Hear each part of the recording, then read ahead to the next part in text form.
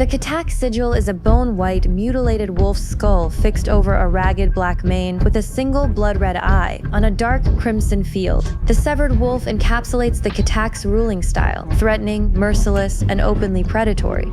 They do not care about loyalty, alliances, or winning hearts and minds. They dominate through intimidation and terror. As the sigil boasts, the house is infamous for its centuries-old reputation for torturing, mutilating, and publicly displaying its enemies.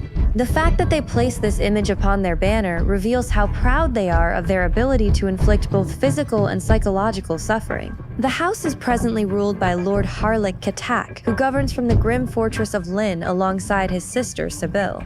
Their dominion was forged through generations of bloody warfare against the werewolves of Kion and, above all, against the Blackwoods, whose power, ancient lineage, and bond with Fenrir, the Kataks have always regarded with bitter hostility.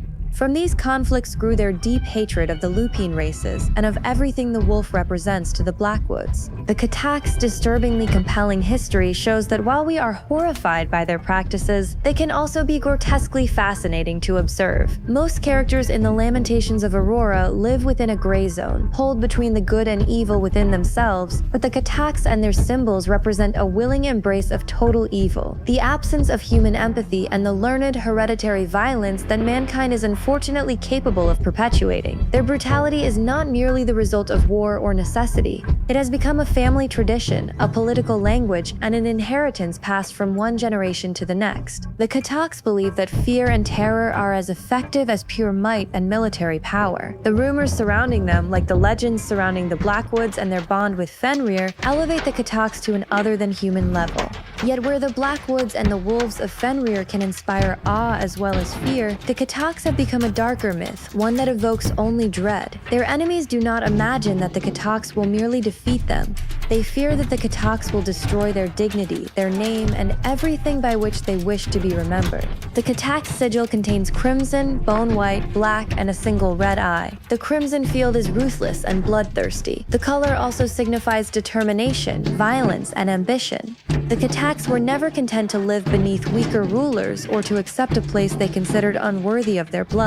During the wars and periods of anarchy that tore the Valmir apart, they repeatedly sought to impose their will through force and fear. Bone white, while it can represent purity, is here the color of death. Cold, sterile, and stripped of all human warmth. It resembles exposed bone after the flesh has been removed, reducing a once living creature to a trophy. Black forms the wolf's mane and the darkness surrounding its skull, signifying bottomless terror, mourning, and the sinister rumors that have followed the Katak name for generations. The red eye is the most disturbing element of all. Although the wolf has been killed, mutilated, and reduced to bone, it continues to stare. It suggests that Katak hatred survives death, that old grievances are never forgotten, and that even a defeated Katak may continue to threaten his enemies from beyond the grave. While each of these colors can possess other meanings, taken together, crimson, bone white, black, and red evoke hardness, violence, and a complete absence of human softness or empathy.